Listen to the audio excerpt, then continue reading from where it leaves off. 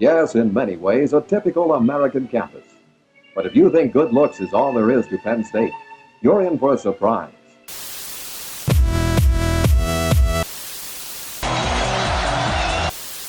For the glory of old state.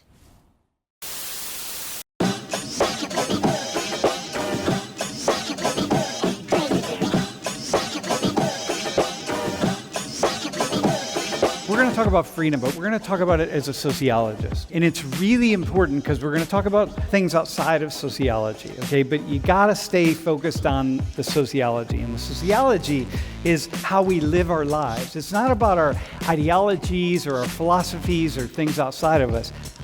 I'm going to talk about how we live our lives. Because when we think about freedom, true freedom, the only thing that matters is like, well, what's it mean for me?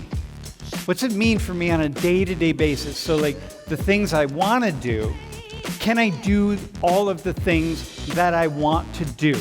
Knowing, by the way, that the things I want to do are completely limited. I can't do everything I want to do.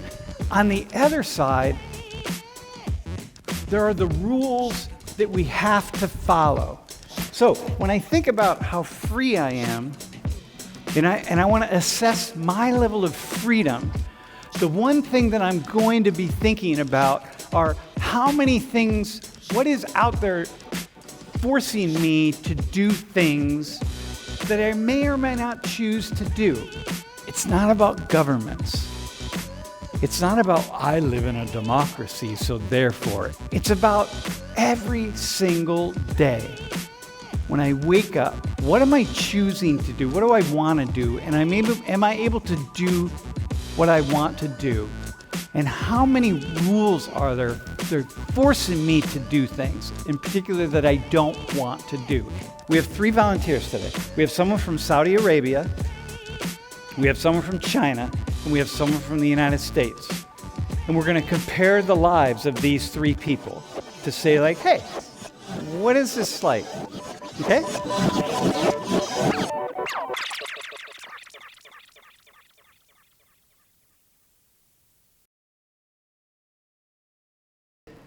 In her country is the king. It's a monarchy. It's a fairly small country, right? It's a large country, but there aren't that many people because it's mostly desert. Yeah, like compared to the US, it's very small. Big, Yeah. The king and the people around the king are deciding on the rules. So there's no elections to speak of. If there are elections, they're sham elections, right? They're not real. But the king, then those rules are implemented by a relatively small bureaucracy. And I say small because given like the bureaucracy of the United States or China, for example, it's pretty small. So this is accurate, right? You don't vote. Do you have a say in how much say do you have in the government and what goes on in the government, the rules? Hold the mic really close. I don't think like us as citizens like of Saudi Arabia, like we don't have like opportunity to vote. I don't think like that's a problem. Like that's like how it's been since forever. Yep. And like we're used to it, but like once I got to the US, like I noticed like there's something such as voting. And like even in the hub, sometimes they're like, do you want to vote? I'm like, no, I'm not a citizen of the United States, so I don't know. They're like, oh, okay. Like I'm just there to like get the free food that they have to like vote. Yeah. And then just like leave. What matters is there are some rules in your society, like rules here, like drive on the right side of the road. You all drive on the right side of the road, right? Don't break the speed limit too much. Right? Don't be drifting in the middle of the city streets because drifting is probably a big thing. There's certain things you do and you can't do. Like you need rules. Everyone needs rules. Like we need rules. So for example, we have rules about attendance. If we didn't have rules, you all would just do whatever you want to do. And I'm like, no, we can't do that. Like we're going to follow some rules here. And so every society needs some rules. So you have this king, the monarch, and this group of advisors, which is fairly significant, and they make these rules. Yeah, and I think like most of us, like as Saudi citizens, are like satisfied with the rules. Like I don't see anyone like talking like negatively about them. At Yeah. least like from my opinion and like the people around me. Okay, so it's like no, people aren't talking about. So this is King Salman on the right, who's going to be stepping down soon. Am I right? I don't know, maybe. Well, he's pretty old, so. And that's his son on the left, MBS, Mohammed bin Salman. Yes. And he's kind of he's being groomed. He's like the 21st son of the founder, right? I'm not sure, but maybe. Yeah. All right. I'll teach you about your country a little bit, right? Can you go to the next? So like here, if you look here, so this is the founding, Abdulaziz Al Saud. So it's the House of Saud, the Saud family. Am I saying it right, Saud? Yeah. As third family, we say like in Arabic. Okay, so here it is, like one after another. Boom, boom, boom, boom, boom. Here's King Salman, and this is the crown prince. This is his oldest son. So he'll become the new king. And, okay, so you follow this, right? It's all good. What do you need in a society? You need a number of rules for people to follow so that we can call ourselves a society. And this is the way it happens in Saudi Arabia. It got set up by this guy right here. And then they decided succession, like the power after him, would just be by firstborn son, unless the firstborn son was a complete knucklehead, and then it would be maybe the secondborn son, right? Okay, that's how it works. Like, okay, we don't do that here. Like, it's a little bit different, but that's how it's done there. In Saudi Arabia, there are a lot of cameras. So a lot of cameras, like, watching everything you do. Okay, we're going to come back to this in a hot minute. Okay? I just wanted to show you this screen. This is actually like the headquarters, I think, in Mecca, actually, is the main headquarters.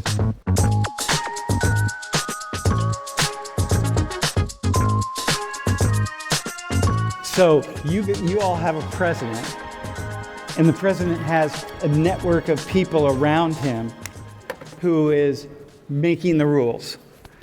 Yes. And the rules are implemented by a vast bureaucracy, which in your country you call the Chinese Communist Party, CCP. Okay, here we don't call it that. There they call it the CCP, okay? But it's the vast bureaucracy. It's just you're connected to the CCP. And people in the CCP are appointed, they're hired, and they're sometimes elected. Yeah, sometimes, yes. Sometimes elected. Okay, so tell me, how's it work there? Like you... So, like, there's one question that you asked her before, like how much we think we have influence on like some of the decisions on maybe like some laws or elections or whatever happening in the government. Mm-hmm. Like my personal experiences are like, there's not much that we can influence on. Maybe a law can be passed or a certain individual is going to be in what position. Mm-hmm. And like, so what I'm being, like what my experience is that people in the government get to a certain position because of them knowing a lot of people that will support them in the government or Mm-hmm. have a lot of money that can and could do that. Mm-hmm. Yeah. Which is similar to Saudi Arabia. Yeah. Which is similar to the U.S., by the way. But so here's your president, Xi Jinping, right? Who, by the way, just, you get 5 years. You got another 5 term, years. yeah. He and his advisors just decided, hey, they're going to just give him another 5 years. So he just started his 11th year. They just changed the Chinese constitution to give him like another 5 years. So here's your party congress, happens every 5 years, right? These are people making decisions. This is a lot of it's like 5,000 people or something, right? Yeah, so like representatives from all of the provinces and a lot of the cities and like some local districts, all the way up to like the higher ups of the in the government. And everything is the CCP, right? So it's like we have Democrats and Republicans, and there you just got one party. Yeah, like maybe there's only this group, Yeah. and there's no different groups like here that we have Republicans and Democrats, but there are people that's more lenient towards the left or towards the Got right. you. Yep. Yeah. Okay, got you. Go to the next slide. And you have a surveillance state. Like this is, some cameras. Like, we think like we have cameras. You think you have cameras in Saudi Arabia? Check it out in China, man. Like cameras everywhere. Yeah, so, I've talked about this in my Word in Conversation already, but there's an analogy that I use that we used in China. Like, so when you want to eat a frog, when you want to boil a frog, you first put it in warm water instead of just hot boil one. At first, the frog will not think there's a lot of danger, but when he realized, then it's already too late.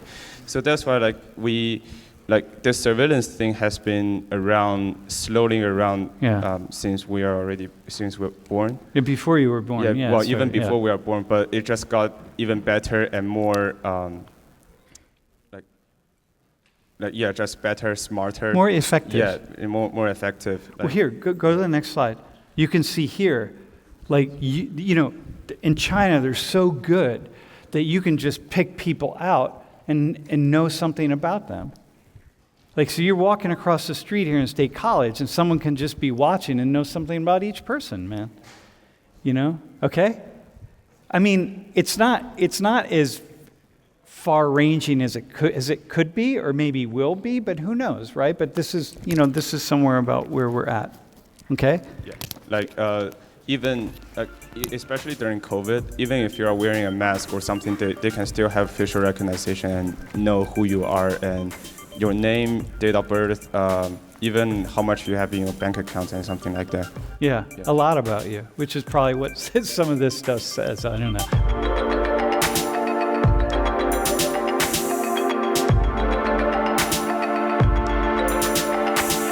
Here's the U.S. We have elected officials, and their staffs decide on the rules, okay? It's elected officials, right? And the rules are implemented by a vast bureaucracy, kind of like with China.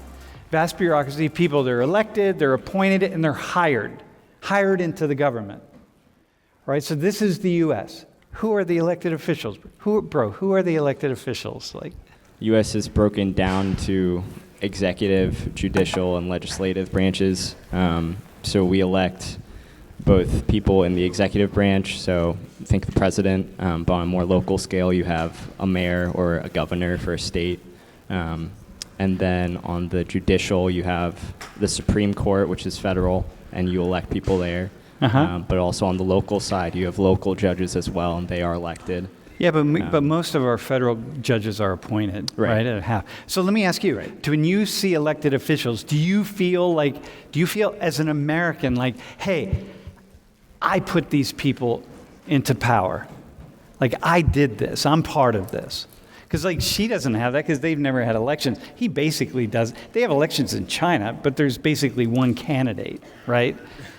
I mean, across the board. So it's like but how is that for you, though? I feel like, yes, the elected officials do represent the people, but at the same time, there's a better way with how our population has grown so much since its founding. I mean, this isn't a new thought, but a lot of people are pressing towards more parties as opposed to just Republican and Democrat. And so it can feel like if you agree, there's just such a polarity between the two. And yet in so many ways, it's the same party. The Demopublicans or the Republicrats or whatever. But if you agree with some things on this party and some things on this other party, you're kind of screwed. Yeah, you kind of have to put all your chips on one party. Okay, right. Yeah. And so a lot of those things, though, so now I'm going to speak as a sociologist. How different is your life day to day? Because Biden got elected as opposed to Trump still being in power. How different is your day-to-day life? For me, not at all. How different is it do you think, the vast majority of Americans who are here in this classroom? How different are their lives because of Trump versus Biden? I feel like for the majority, it wouldn't affect them as much as you'd think it would. But it also depends on where you are in the country, too. Okay, well, let me ask you this then. But we're thinking about the totality of life. From you waking up this morning, what's the first thing you did when you got up this morning, bro? Made some coffee. Okay, made some coffee. And then you brush your teeth, and you comb your hair, and you do all that, right? Trim your beard, whatever. Think about the totality of all the actions that you've taken since that election. And then you think about most people. So this is where we're going. I'm thinking like a sociologist here. So understand, I'm not here to say Saudi Arabia and China and the United States are the same systems. It's a hypothesis that I'm exploring. How much does it really matter? That she's never cast a vote and will never cast a vote unless she gives up her citizenship in Saudi Arabia. That Orson here will never cast a meaningful vote because he's only going to cast a vote for the person who's already going to win. And that Joe here casts votes, but let me ask you a question. The mayor of State College, do you know if that person's a Democrat or a Republican? No clue.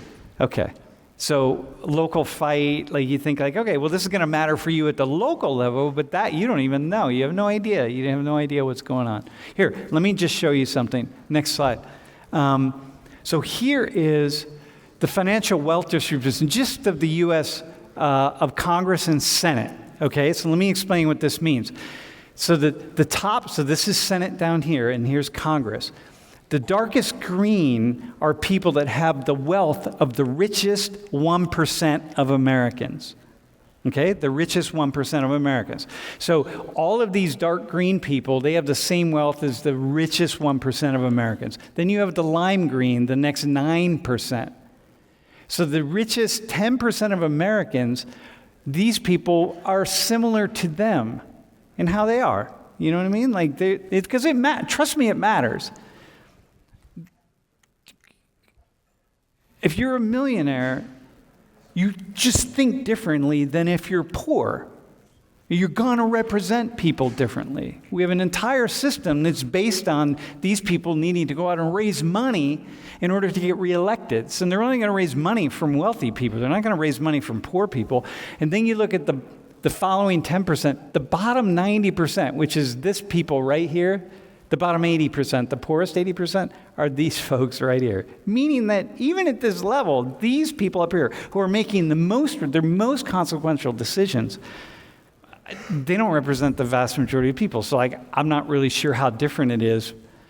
How different is it from having a king who just decides, yeah, we have control all the money and we're going to make all the rules and we're going to decide that? I mean, I don't know. Do you have a thought on that? Like, do you? Yeah, I think one of the things that has held the U.S. together has been the kind of the competition of power between those three branches that I mentioned. Yep. And so they're actively thinking that the other's not going to be serving the people as they properly should. Yep. And with that presumption, they're all trying to check each other. And that's the ideal anyway. No, and it happens to a great degree, right? There's no question that it happens.